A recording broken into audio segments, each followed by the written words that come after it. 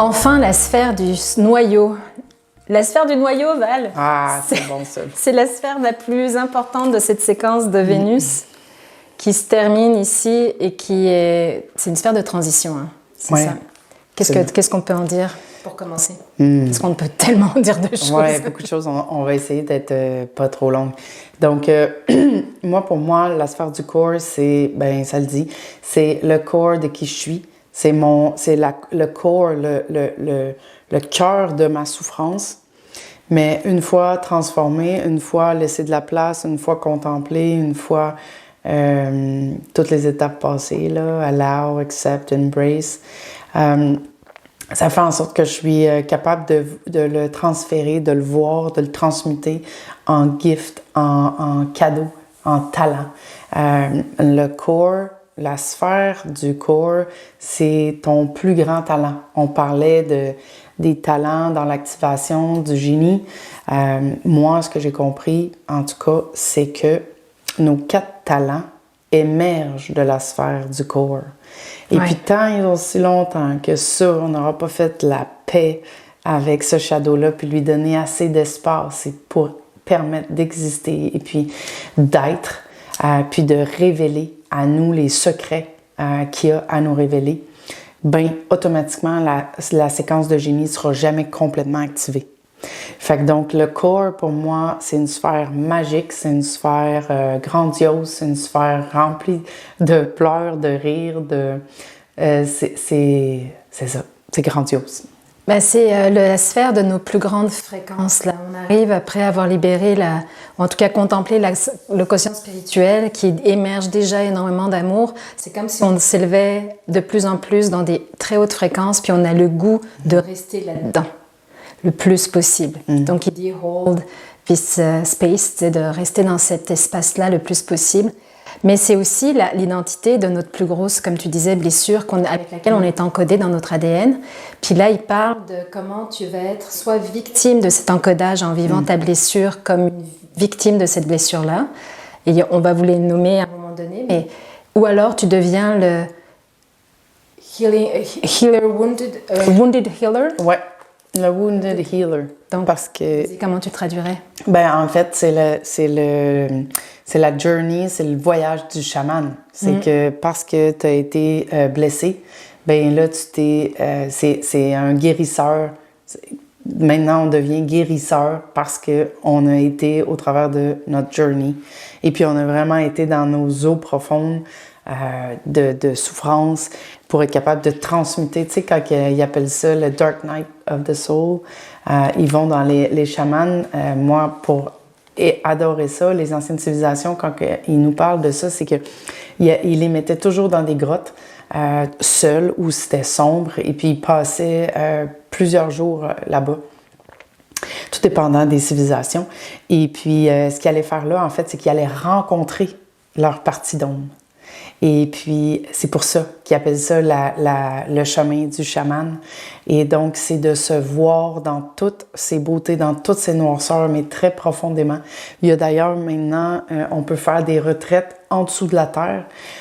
Moi, c'est quelque chose que j'ai dans ma bucket list, ça, parce qu'il paraît que tu te rends compte à une fréquence, à une profondeur que la méditation permet pas, que la majorité de ce qu'on a à offrir présentement comme expérience, c'est vraiment intense, il paraît. Ouais. Donc, c'est ça.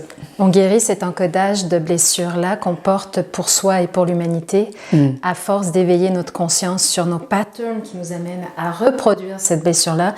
Mais c'est vraiment au cœur de notre aloneness, c'est la solitude. Ouais. Donc, comment on arrive à embrasser cette solitude intérieure dans laquelle on se retrouve. Puis c'est là-dedans que tous les trésors sont cachés, en fait. Parce que la solitude, c'est pas d'être tout seul. Tu sais, comme tu te dis, c'est d'être seul à l'intérieur de soi. Tu peux être avec plein de gens, mais c'est que tu te vois de plus en plus dans ton aloneness, dans ta façon d'être avec toi, mais aussi unique à toi.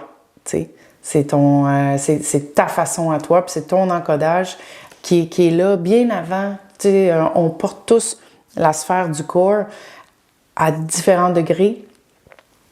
Et puis, c'est une empreinte qu'on a reçue bien avant d'être conçu. Fait que donc, c'est pas d'essayer de comprendre d'où ça vient, puis blablabla. Le chemin, c'est pas ça. Le chemin, c'est OK, je porte ça pour moi et l'humanité. À chaque fois que je guéris une partie de pour moi, que c'est la confusion, à chaque fois que je guéris, que j'embrasse cette confusion, puis que je décide de prendre un nouveau chemin, que je la vois comme une beauté, en fait, et puis tout est parfait, ben à chaque fois, je guéris une partie de l'humanité à travers ça. Oui, c'est vraiment comment on transmute ce code génétique, on le transforme vers quelque chose qui va devenir notre soutien pour la suite. Donc c'est vraiment le chemin du chaman qu'on peut dire. Puis c'est une alchimie qui se réalise à ce moment-là. Il parle d'alchimie créative. Comment on est capable de voir à ce moment-là la beauté dans tout. Exactement. Tout. De la souffrance à la plus grande joie, la plus grande extase. Mais tout devient d'une profonde beauté. Puis de l'alchimie, il dit comment c'est un des outils qui revient le plus dans les enseignements, c'est la musique. Et vous allez voir comment la musique va vous réveiller des mémoires. Balayu m'avait à un moment donné recommandé une musique qui est vraiment une musique que quand tu l'écoutes, ça vient comme progressivement, c'est comme si ça venait chatouiller un peu ta souffrance. Puis progressivement, c'est comme si ça mettait, moi l'image que j'ai, c'est que ça met sa main dans toute ma souffrance, puis ça la ressort. Tu sais, comme on retourne la terre, là, pour justement refertiliser le sol. Puis c'est l'image que j'ai, mais effectivement, la musique est un espace de guérison assez intense. Puis comment on est là pour finalement revenir à d'accepter profondément la mort, parce que c'est sous cette acceptation profonde de la mort qu'on arrive à se guérir de tout cet engodage-là, de nos blessures. C'est d'être profondément convaincu qu'on ne meurt jamais, en fait. Oui. C'est que ça, oui, ça meurt, tu sais. Mais que toi, tu es éternel. Oui. C'est que en fait, comment tu acceptes la mort de tout ce qui va être matérialisé, potentiellement des versions de toi que tu t'es construite jusqu'à maintenant, puis comment, effectivement, tu reviens à l'éternité de ton âme. Toujours. Ouais, c'est bon. Puis c'est un portail aussi, c'est un portail d'amour de soi. En fait, c'est le plus grand. Et puis pour moi, en tout cas, je sais pas toi comment tu la vis, ton corps, mais moi, c'est vraiment intense, là.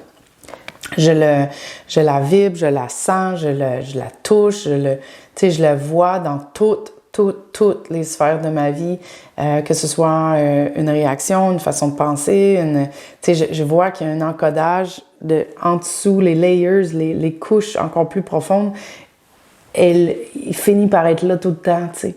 Fait que je trouve que c'est vraiment une sphère pour moi, en tout cas, qui est majeure, parce que non seulement elle te permet de rentrer dans toute ta zone de génie, c'est ton plus grand talent à partager avec le monde, puis en plus, une fois unlockée, c'est celle qui va créer la prospérité dans ta vie, pour toi, pour tes enfants, ta famille, puis la communauté.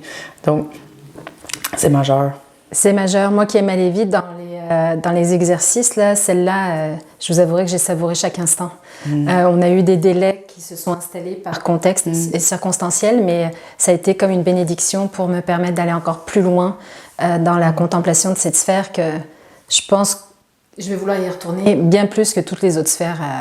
Parce que vous allez voir dans l'épilogue qu'on va vous faire, vous allez avoir les 6 lignes, donc les 6 blessures qu'on est venu par lesquelles on a été chacun encodé, puis qu'on sert le monde et autrui et soi-même en les transmettant.